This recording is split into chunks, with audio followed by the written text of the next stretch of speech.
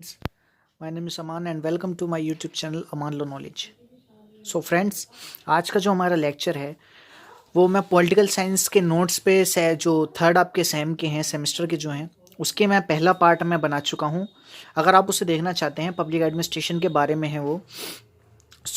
अगर आप उसे देखना चाहते हैं तो आप आई बटन पे जाके क्लिक करके उसे देख सकते हैं और डिस्क्रिप्शन में भी उसका लिंक मैं डाल दूंगा।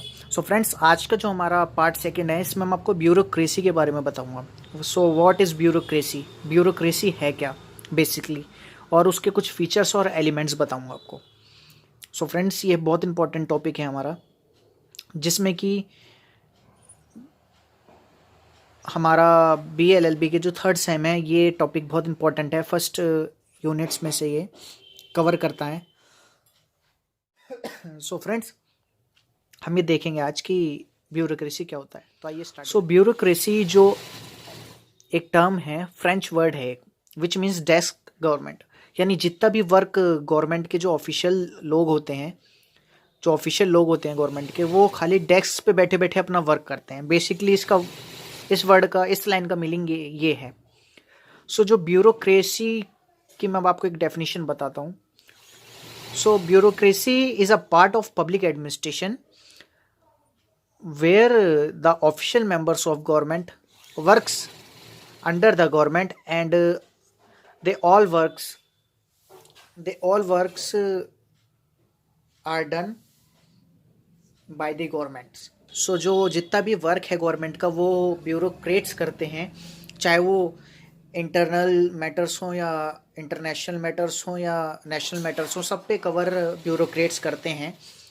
लेकिन ब्यूरोक्रेट्स क्या है बेसिकली, अगर आपको ब्यूरोक्रेट्स पता है तो ब्यूरोक्रेट का मतलब एक ऑफिसर होता है जो कि ऑफिशियल होता है, नॉलेजेबल होता है, और वो वर्क्स करता है अंडर गवर्नमेंट के।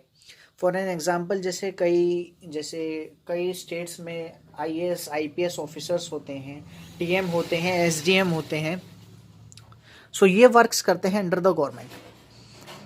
इन्हें हम ब्यूरोक्रेसी कहते हैं, और इन जो ये लोग होते हैं इन्हें हम ब्यूरोक्रेट्स कहते हैं। तो ब्यूरोक्रेसी बेसिकली एक डेस्क गवर्नमेंट है, जहाँ जो जितना भी वर्क्स होता है गवर्नमेंट का, और वो मैनेज करना होता है इन ऑफिशियल्स मेंबर को, that is a bureaucracy.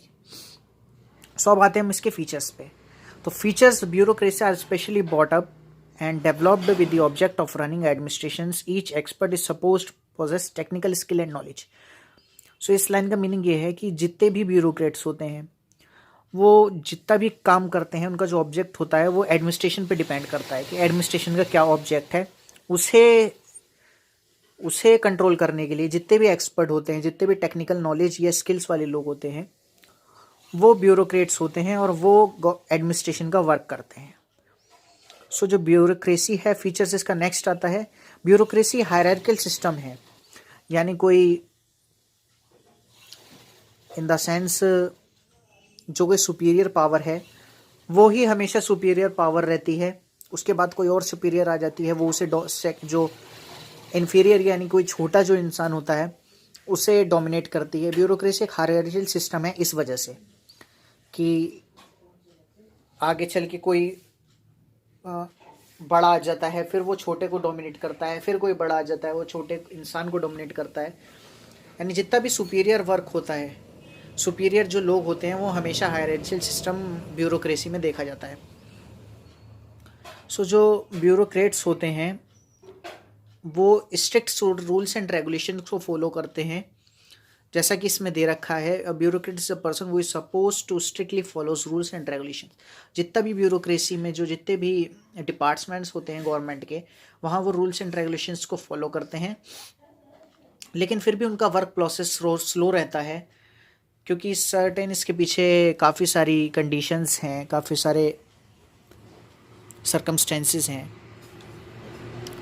Another feature that is there is clear distributions and delimitations of duties, usually legal means and method। सबकी ड्यूटीज़ इसमें एक तरीके से बाउंड कर दी जाती हैं कि सबकी ड्यूटीज़ जितनी भी हैं उन्हें फॉलो करना है as a officer in a government department. जो इसके जो ऑफिशियल मेंबर्स होते हैं वो होल्ड ऑफिस करते हैं बाय अपॉइंटमेंट उन्हें लिया जाता है, ना कि इलेक्शन के द्वारा उन्हें सेलेक्ट किया जाता। जितने भी पब्लिक एडमिनिस्ट्रेशन में, ब्यूरोक्रेसी में जितने भी मेंबर्स होते हैं उन्हें सिलेक्ट किया जाता है उनके अपॉइंटमेंट पे, ना कि इलेक्शंस के थ्रू। सो बेसिक इनकी क्वालिफिकेशन होती है और जितने भी वो सिलेक्टेड होते हैं बेसिकली क्वालिफिकेशंस उनके और उनके ट्रेनिंग पे बेस्ड होते हैं वो। सो एलिमेंट्स में हायरार्ची सिस्टम मैंने आपको बताया है कि work is based on specialisations, position, highest rank officer superior to lower.